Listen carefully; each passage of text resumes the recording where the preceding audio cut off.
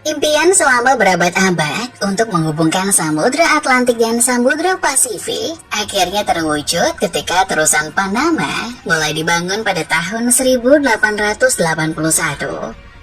Namun, ketika terusan Panama mulai dibangun, ada satu hal yang disadari, bahwa membangun jalur air melintasi sepotong tanah sempit jauh lebih sulit daripada yang terlihat di peta.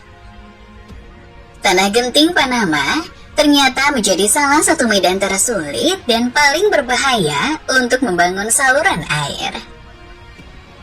Tidak hanya berbahaya, pembangunan terusan Panama justru berubah menjadi momok mengerikan ketika sebanyak lebih dari 25.000 pekerja tewas selama masa pembangunannya. Prancis yang memulai upaya pertama membangun terusan Panama awalnya menganggap enteng pembangunan tersebut. Berusaha untuk meniru kesuksesannya dalam memimpin pembangunan terusan Suez, diplomat Prancis Ferdinand de Lesseps memperkirakan bahwa pembangunan terusan sepanjang 82 km di permukaan laut melalui hutan pegunungan Panama akan jauh lebih mudah dibanding perjalanan sejauh 193 km melalui gurun Mesir yang datar. Prancis mengabaikan fakta bahwa Panama merupakan hutan tropis dengan curah hujan yang sangat rendah, panas, dan kelembapan yang tinggi, serta adanya penyakit tropis. Apalagi kondisi topografi di sepanjang rute yang diusulkan sangat bervariasi. Rawa-rawa, pesisir, hingga pegunungan di jalur kontinental divide. Hujan yang tak henti-hentinya memicu tanah longsor yang mengubur para pekerja hidup-hidup dan menyapu peralatan konstruksi. Apalagi telah terjadi gempa bumi yang mengguncang Panama pada tahun 1881, membuat infrastruktur yang sudah dibangun dengan susah payah hancur begitu saja. Proses pembangunan terusan Panama semakin ngenas ketika kebakaran menghancurkan kota Colón pada saat perang saudara terjadi antara Kolombia dan Panama yang ingin memisahkan diri. Pada akhirnya, rencana yang dirancang untuk pembangunan terusan Panama tidak berjalan dengan baik. Ditambah, mesin yang digunakan untuk menggali terusan terlalu ringan dan tidak cocok untuk medan pedalaman yang sulit. Situasi semakin diperparah dengan adanya penyakit yang menyebabkan banyak korban jiwa bagi para pekerja.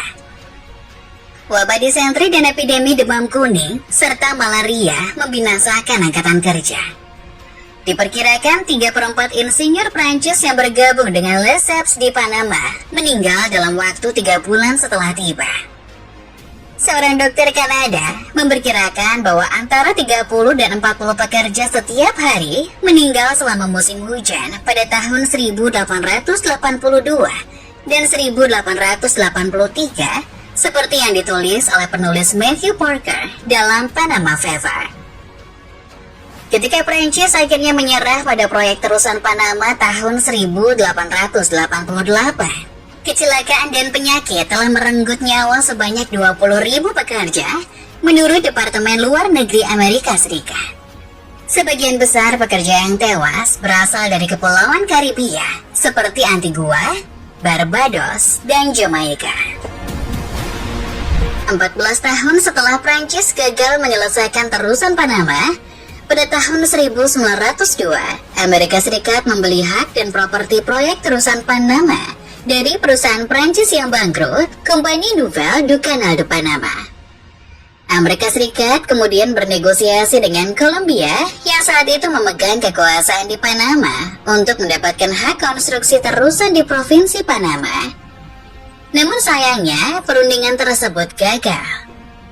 Amerika yang tak kehabisan akal beralih memberikan dukungan kepada Revolusi Panama pada tahun 1903. Revolusi ini berhasil memerdekakan Panama dari Kolombia. Akhirnya, Amerika Serikat mendapatkan apa yang diinginkan. Perjanjian Ebunyo Faria yang ditandatangani pada November 1903 telah memberikan hak kepada Amerika Serikat untuk mengontrol dan menyelesaikan pembangunan terusan Panama. Pihak Amerika Serikat menghadapi banyak kendala yang sama, seperti yang dihadapi oleh pihak Prancis pada tahun pertama proyek tersebut, yaitu demam kuning dan malaria yang menewaskan ratusan pekerja. Karena wabah ini, banyak pekerja yang melarikan diri karena ketakutan akan tertular. Bahkan kepala teknisi proyek tersebut, John Finley Wallace, juga ikutan kabur menyelamatkan diri. Seorang dokter dan ahli sanitasi dari Amerika Serikat, Crawford Kurgas, melakukan penelitian terhadap wabah yang terjadi di zona pembangunan terusan. Penelitiannya menunjukkan bahwa nyamuk berperan dalam menyebarkan penyakit tropis.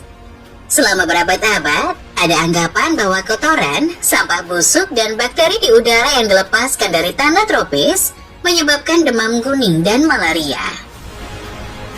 Kurgas memerintahkan pengasapan rumah, drainase genangan air, dan pemasangan tirai pada jendela dan talan. Untuk membasmi jentik nyamuk, petugas kesehatan menyemprotkan minyak mentah yang dicampur minyak tanah ke sumber air dan genangan air.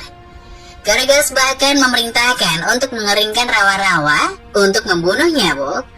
Berkat upaya tersebut, kasus demam kuning di Tanah Genting sebagian besar dapat diberantas pada akhir tahun 1905. Meskipun jumlah kasus menurun, malaria terbukti lebih membandel. Diperkirakan, 80% pekerja pernah dirawat di rumah sakit pada tahun 1906 karena malaria. Setelah berkurangnya ancaman demam kuning, ternyata pembangunan proyek tetap saja tidak berjalan dengan lancar. Tragedi kecelakaan telah menggantikan penyakit sebagai penyebab kematian terbesar di zona pembangunan terusan Panama pada tahun 1909. Salah satu bagian dari proyek terusan Panama adalah pembangunan bendungan terbesar di dunia.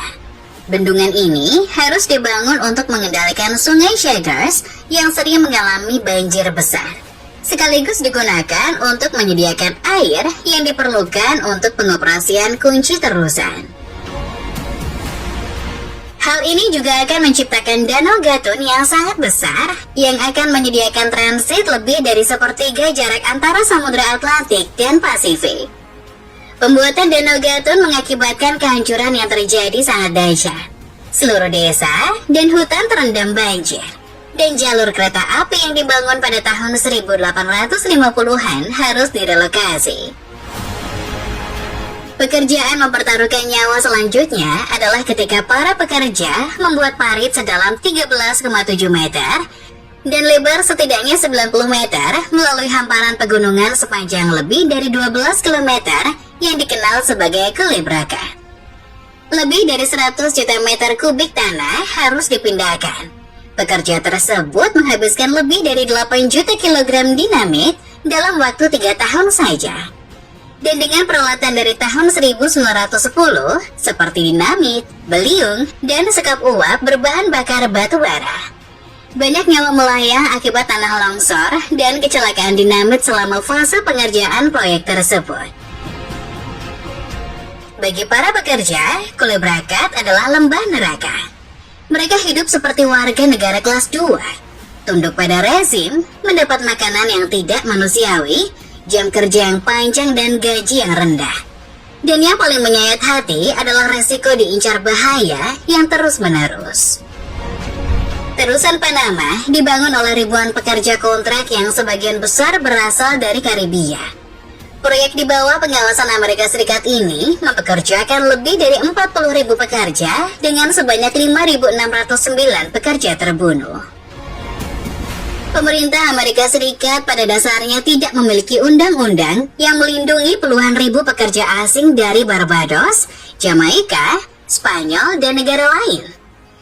Mereka yakin bahwa kondisi ekonomi pekerja yang miskin akan mencegah terjadinya tuntutan yang berlebihan. Meskipun menghadapi banyak tantangan, terusan Panama tetap dibuka untuk lalu lintas pada tanggal 15 Agustus 1914. Lebih dari 30 tahun setelah upaya pertama untuk membangunnya dimulai. Pembangunan ini tetap menjadi salah satu pencapaian teknik terbesar yang pernah ada, meskipun menumbalkan lebih dari 25.000 nyawa pekerja.